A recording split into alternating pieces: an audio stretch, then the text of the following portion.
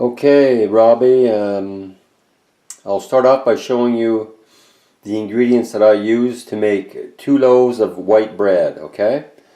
So I start out with, for my white bread I usually use butter. If I don't have butter, I use margarine, and obviously you can use olive oil if you want. But butter gives a better taste for the white bread. So I cut out approximately, I say approximately, you don't have to make it perfectly measured, but approximately 2 tablespoons of butter. And that will be softened in the microwave. You need quick rise yeast. Quick rise yeast. I use honey for the sweetener. You can use sugar. If you don't have white sugar, you could use brown sugar, but I prefer to use honey. If I have it, it's more natural. Salt, milk. We'll need water, and all-purpose flour. Now for the utensils, you don't need very many things. You need a 1 tablespoon, a 1 teaspoon, a 1 cup, a spoon to stir, and a bowl to mix. And believe it or not, this Betty Crocker bowl that was $2 at Dollarama works better than the ceramic and the glass bowls that we have here. It's light, and the dough tends not to stick to it. So something like that there is perfect. And to bake, I use 2 bread pan loaves, and instead of spraying them with Pam or greasing them, which you would have to do if you don't do what I do, I use parchment paper, and I'll show you when I take them out of the oven after they're finished why I use it, because it's so easy. Anyway, that's a choice that you can make. If you don't have parchment paper, you can either grease them with Crisco grease, or use some sort of like a vegetable oil. But they've got to be oiled or use parchment paper, either. Okay, so I'm going to try to set up this camera so I can show you from an angle. The tripod that we have for this thing is at Jose's office. So I'll try to figure it out, and then I'll show you how I mix everything together.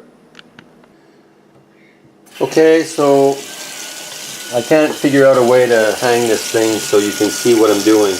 But I'm going to give you a little tip. To make things easier on your shoulders and your arms when you're kneading, and when you're mixing everything in the bowl, put the bowl in the sink, and that way it'll make less mess too there when you're adding the flour. So that's how I start off.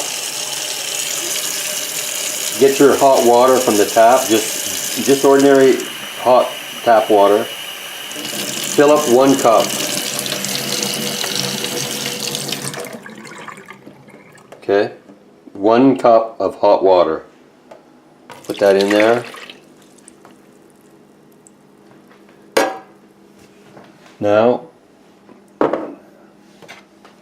2 teaspoons of yeast. Sprinkle it on the top of it,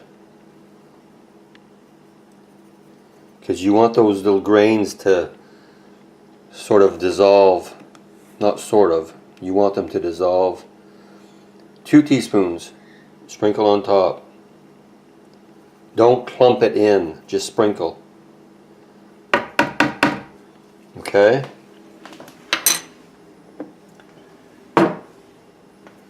You can add your melted butter or your melted margarine or your olive oil now. It's approximately 2 tablespoons, give or take, well, at least 2 tablespoons for the taste. Give it a good 2 tablespoons, okay? Add that.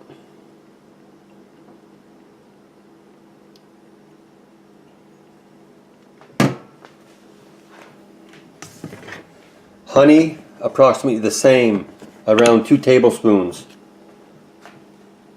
So I say approximately, no one's measuring. You get a good idea. 1, 2.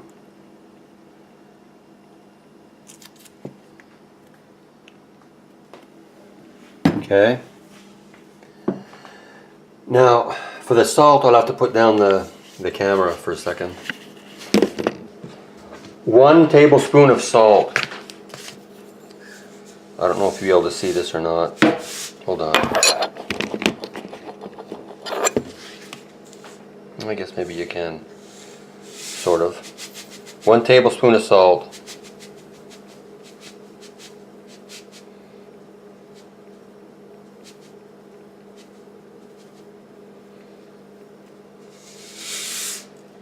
Add that in there.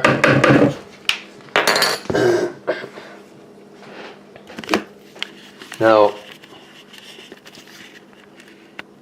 I don't know if you can tell, but the yeast has dissolved now. It's not really dissolved, but it's not in pellet form now. I guess that's what I'm trying to tell you.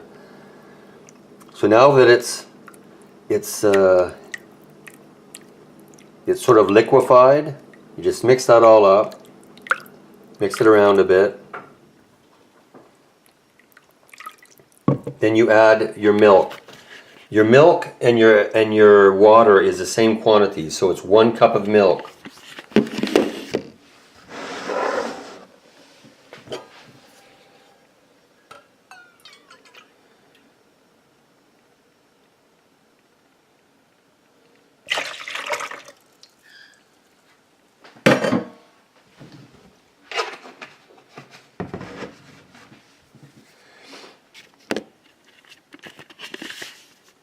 Now, I use the same measuring cup for my flour. I find these things are much more accurate than if you're using, you know, a measuring cup that has like a 2.5 cup capacity. For dry measuring things, to be able to scoop it out, at least for me, it's more accurate and it's handier. So I just rinse this off and I'll dry it, and then I'll scoop in my my flour. Just hold on a second. Obviously, it would have been much better if I'd had a tripod to set this up, but as long as you get the idea of it. So I'm just drawing off my measuring cup, and I'm going to add 5.5 cups. 5.5 cups of all-purpose flour to the bowl. So you just add them all in, 5.5 cups. So it's 1, 2,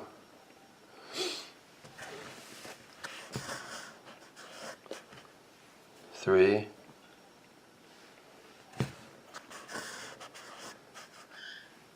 4,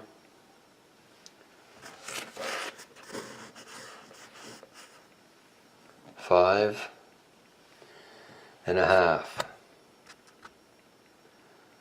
Five and a half. Boom. Now, rinse off my hands.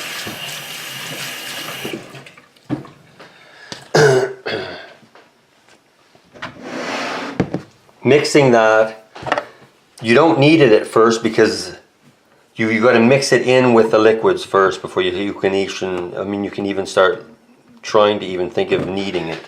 So what you do is you just take an ordinary tablespoon, and I'll try to hold it. I'll try to hold the camera at first to show you what I mean. Let's see. Just slowly mix that in. Almost like you're trying to make a batter at first, okay? Because it's obviously it's really in liquid form at the bottom, but at the top it's going to get lumpy as you mix it. Because you don't want to stick your hands in that right now. So that's why you're using a spoon. Just mix it up so that the liquids are absorbed by the flour. That's what you're trying to do here. It would be a bit easier for me if I had both hands, then I could hold the bowl at the same time, but I'm trying to show you like the consistency of it. It gets lumpy, but that's fine. That's what you want right now.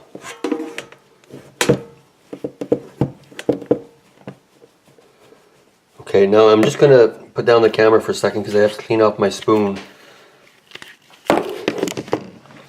So, I clean off the spoon. I don't know if you can see that.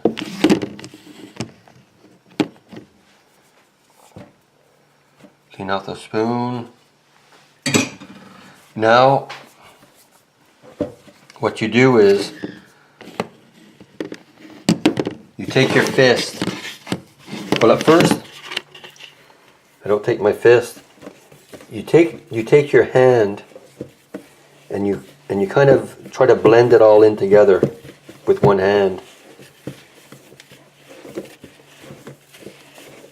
Okay, and this part is a bit messy because obviously everything's really sticky, especially the bottom. But you're trying to blend in the flour at the bottom now into this gooey mess. So you just keep spinning it around and turning it over a bit. And don't worry about your hands. I mean, obviously it's going to be sticking on your hands at first, okay? So you want to get a consistency that's basically to the point where you could start shoving your fist down onto it in the bowl, in the sink. And this is the main reason why I use the sink, because when you start doing this with your fist, it's much easier with your hands straightened out, with your arms straightened out, I should say, okay, than being up on the counter with your elbows bent. So the whole purpose of me showing you how to do it is, through trial and error, I found the easiest way to make bread by hand, so that it isn't a chore. It's actually a pleasure to make. So it's a lot less mess. If there's any overflow of flour, it goes into the sink. It's much easier this way. So what I do is I push it down with one fist until it's ready to be really worked over. The same process, but with two fists.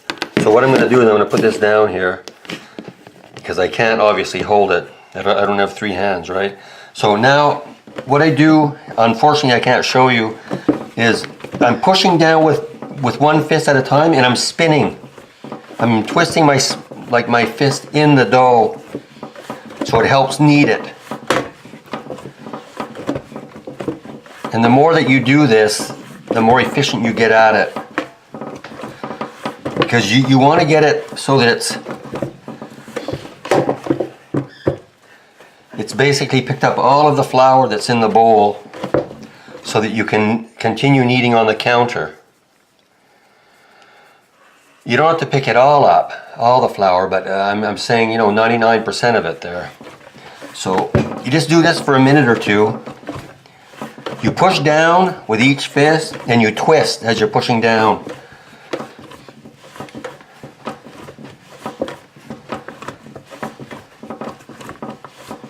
It's a shame you can't see what I'm doing, but I'm sure you have an idea. Okay. Now, I'm going to wash. I don't normally wash off my hands, but now I have to touch the camera. So I will wash off my hands now.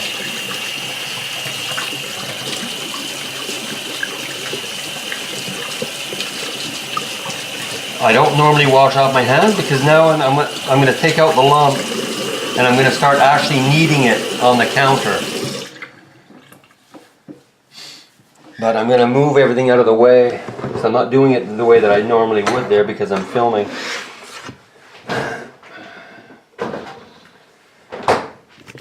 But, so I don't know if you'll be able to see what's going on here or not. I hope so. So, okay, so I'm going to take this out, the lump, this is coming out. There's hardly anything left. Look at the flour that's left over there, okay? Not much. And I'm going to scoop that flour up after I'm almost done kneading to get everything into this ball here.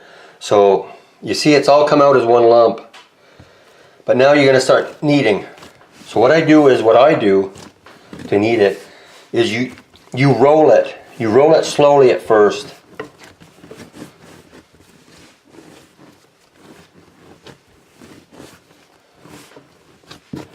And as the dough spreads out when you're rolling it, then you fold it back into the middle.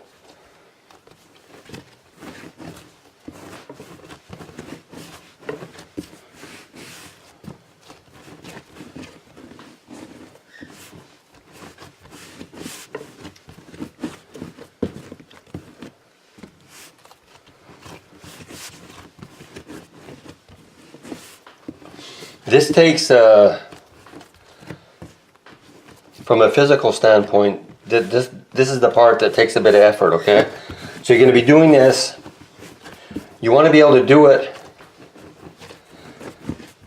until obviously all of the flour has been blended in and been kneaded into the dough, so there's a uniform feel to it and look to it.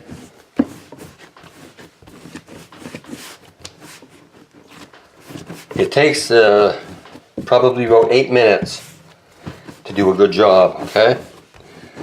So how I knead is you put your weight on the heels of your hands and you push down into the dough, okay? And as it spreads out, like I say, then you bring back in the ends, okay? You bring back in the ends, and then you start rolling it out again.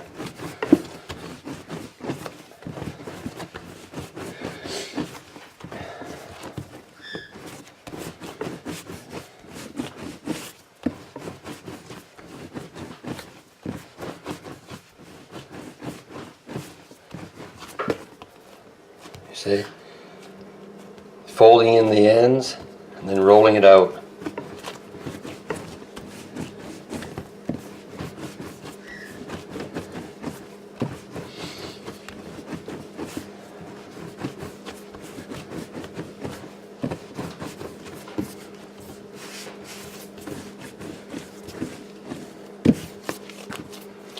Now, I don't know if you can see, it's starting to come together there.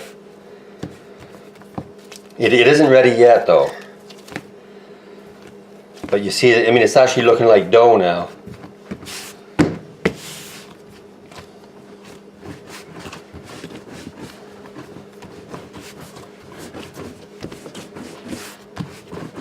So you push down with your heels, the heels of your hands, and you use the weight of your shoulders.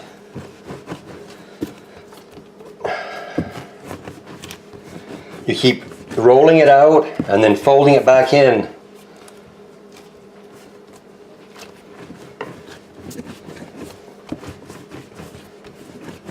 This is why people buy bread machines, right? But it's a good little workout for you anyway.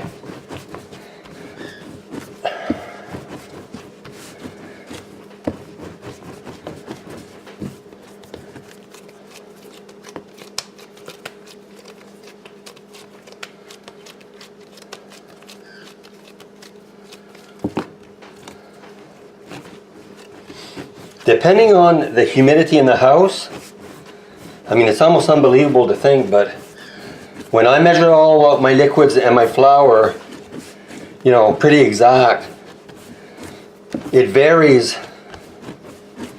Sometimes I have to actually add a little more water, depending on the humidity of the house. Like this, I can tell because I'm used to it now, that it's almost perfect. The consistency, the humidity, the density of the flour.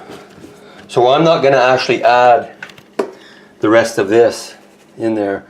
What I'm going to do is I'm going to clean that out when I'm done kneading and put the ball back in there. But if normally when you're kneading this out, you would use all the residue at the bottom there, or the residual flour. I don't need to this time though. Like I say, I've been doing this for years now, so you get a feel for your dough, and you know when it's the right consistency. What you're looking for, you see, my hands aren't even sticking now to it. You see, that's one thing to show you that for sure it isn't too wet. Sometimes it will stick, and that's okay when it's basically finished there, but normally your hands should not be sticking to the dough too much. But this is the test to see. When you push down on it, it should spring back. Did you notice that? You see? I don't know if you really see if it's springing back or not. There. Your dough has to spring back. So I'm almost ready to put this into a clean bowl, and I'll show you how I do that. Because now you have to let it sit and rise to double in size. And that also depends on the heat of your house, where you put it. You don't want to put it in a draft. And what you want to do is you're going to cover the bowl after you've prepared it. You're going to cover it with saran wrap to keep the humidity in and the heat. It's more for the humidity, but still the heat too. Because as dough rises, it creates a heat. There's a chemical reaction.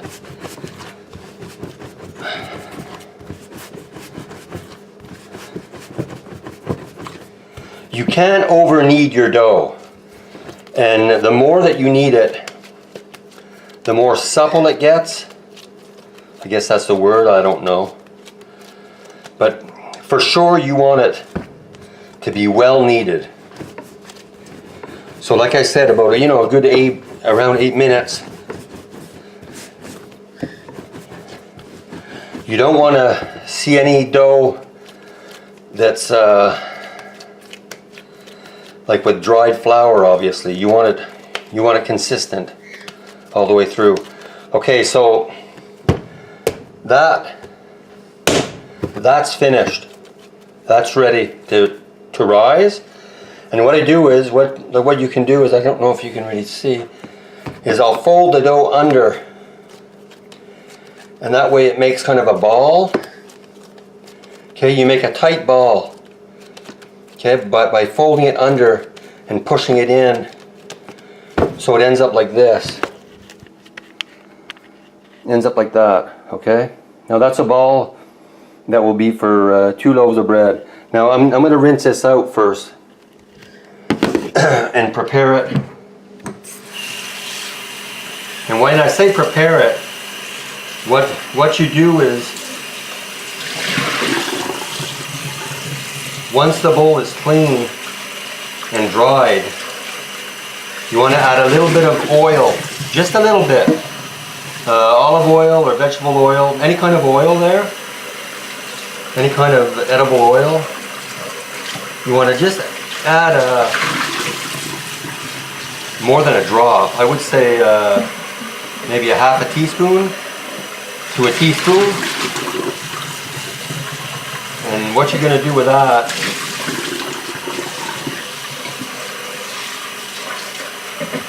is you're going to put your ball on it, and you're going to roll it around on the oil and mix it. You're going to cover your ball with that oil, and at the same time you're going to be smearing the oil around in the bowl so it doesn't stick. Your batter doesn't stick to the bowl. That's the purpose of that. Your batter, the dough, I should say. So here, you don't even see what I'm doing, but anyway. Obviously this isn't going to be making money on YouTube. That's not the idea. Okay, so you see, clean bowl. Okay, I put it back in the sink for now. I'm gonna just take out what's handy for me. I've got the olive oil right here. So let's see if I can not make a mess while I film this. Just put a little, you see, about like that, a little drop. Well, I say a drop. Around half a teaspoon to a teaspoon there. And then I'll try to do this with one hand. You put this in, you mix it. You smear it, I should say. You smear it over your lump. Okay? It's as simple as that. So your dough has been covered with this oil. You leave it right there. Now you have to wash your hands off, obviously. And the last step for the preparation of the dough before it rises is now you gotta cover that bowl with a saran wrap, make it airtight, and put it in a place where there's no drafts. You can put it in the oven without having the oven on, obviously. And some people, and I've done that too, and I'll do it now actually, is you can turn on just the light of the oven, and the light of the oven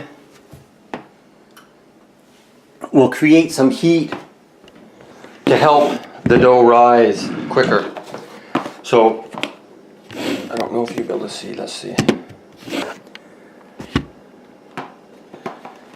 Take some saran wrap, and what you want to do is you want to cover the top of it as best as you can.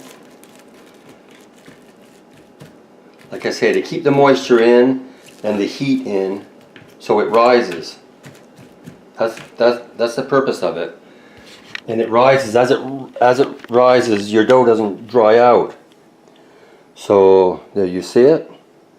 So I'm going to just plop that in the oven with just the light on. And actually I can't right now because I cooked muffins this morning and the oven's still too hot. But that's what I would do though, if I was you. I'd turn on the oven if the oven hasn't been used, and just turn on the light and use the oven to place this bowl in as it rises. And what you want is the dough to rise double. So when I come back, the dough should be pretty well touching the saran wrap, okay? And that should take around an hour. That depends on a lot of, heat and humidity in the house. So around an hour, it's 10:20. I'll come back at 11:20 and I'll show you how to prepare it for the pans.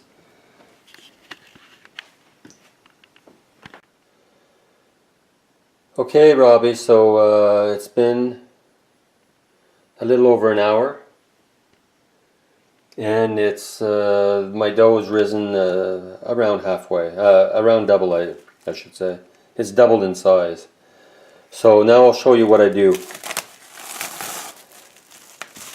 Saran wrap off, bring it over here.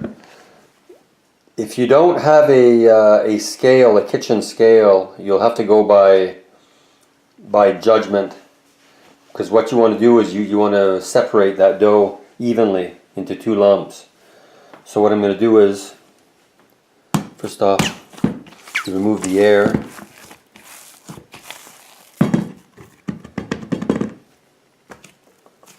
Plop it on there.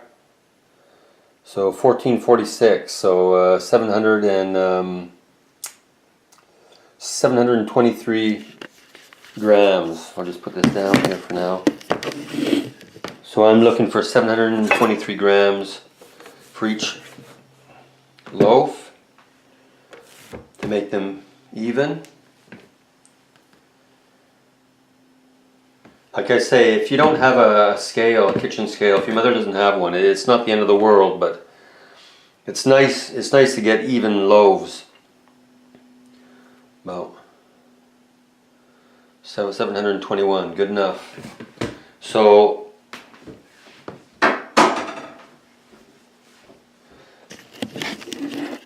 the final product will not be the same because these two loaf pans are not identical. One is a little narrower, this one's wider and lower. So they won't look the same, but they'll have the same amount of bread, right? So what I'm going to do now is I'll show you, I hope I can show you how I do this. Ideally, if José was here, she could be holding the camera. I want to show you how I roll this out to put it into the pan correctly.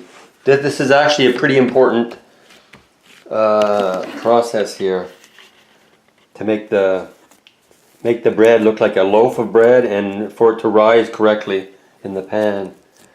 So what you want to do, I should be having two hands, but you want to get all the air out of it, okay, because it's risen. Now you flatten it out and you make a rectangle. You make a rectangle a little bit narrower than your pan length, if you know what I mean. So I'm going to do it with two hands because I need two hands, obviously.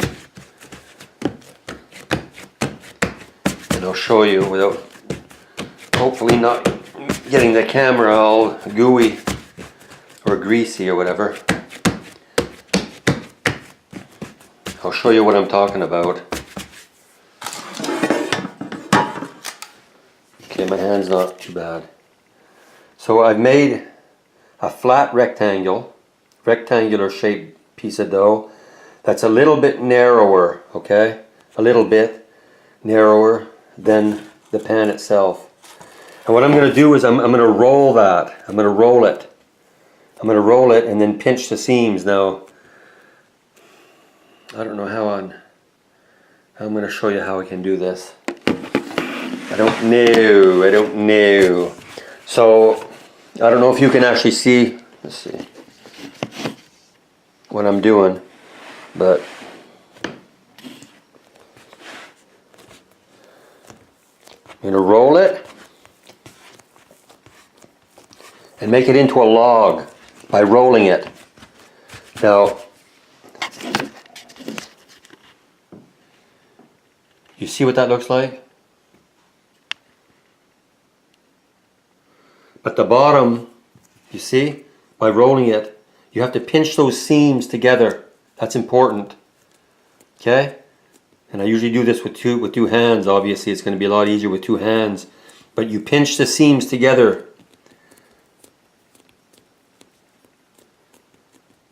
Okay? Now, this is the top side.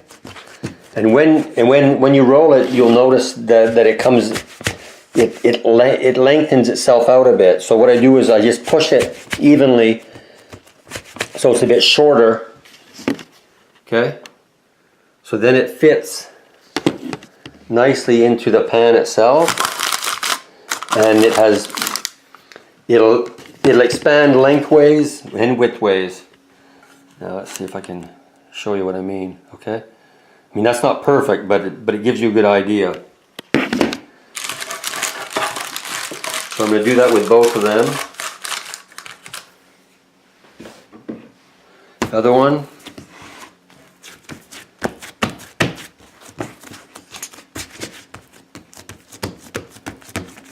You want to make sure you get the air out. Okay. So I get it, my rectangle. A rectangle, and then you roll it, turn it over, pinch the seam that you created underneath, pinch it together,